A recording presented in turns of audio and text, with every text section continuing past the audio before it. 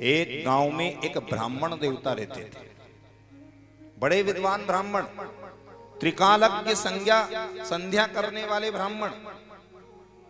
और जब व्यक्ति भजन करता है, भजन का जब बल बढ़ता है तो भजन के बल के आगे सारा बल फीका पड़ जाता है।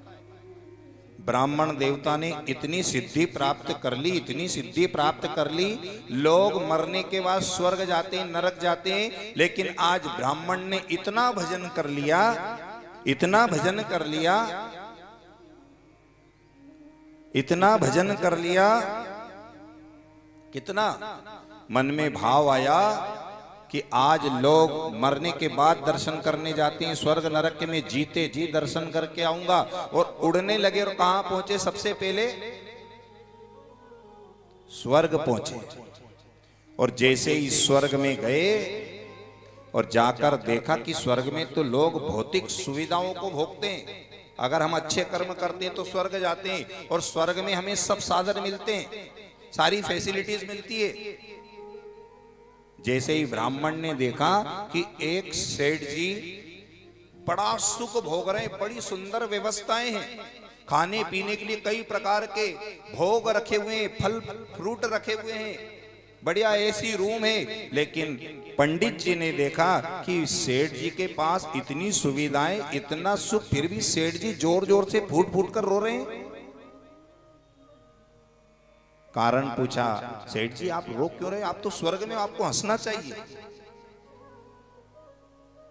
सेठ जी ने कहा, महाराज मैं क्या बताऊं, मैंने कुछ पुण्य किए थे, कुछ अच्छे कर्म किए थे, उसका फल मुझे मिला कि स्वर्ग में मुझे आना पड़ा, मुझे स्वर्ग मिला।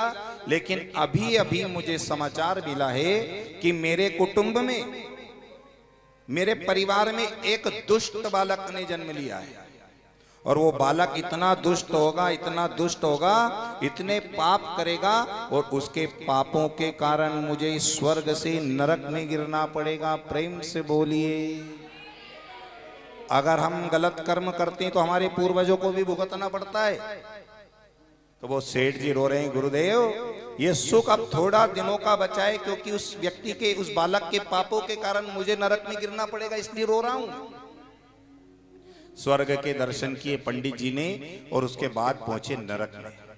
देखूं तो सही, नरक में लोगों को कैसे पीड़ाएं दी जाती है, कैसे यातनाएं दी जाती है। और जैसे ही नरक में पहुंचे तो लोगों को खोलते हुए तेल में उबाला जा रहा है, तला जा रहा है, कोड़े मारे जा रहे हैं, आंख में सुइयों चुबाई जा रही है, कई प्रकार की पीड़ाएं दी जा रही है। लेकिन पंडित जी की नजर एक व्यक्ति पर पड़ी जिसको तेल में बार बार फेंका जा रहा है, जैसे पकौड़ी तलते हैं ऐसे उस तेल में उसको तला जा रहा है, लेकिन फिर भी जोर जोर से वो हंस रहा है। सेठ जी उस बालक को, उस व्यक्ति को जब पंडित जी ने देखा कि मैं स्वर्ग में गया था, वहां सुख होने के बाद भी वो व्यक्ति रो रहा था, लेकिन यहाँ इतने कष्ट इसको दिए जा रहे हैं और ये जोर जोर से हंस रहा है। कारण पूछा, भैया आप हंस क्यों रहे हो, क्या कारण है आपके हंसने का?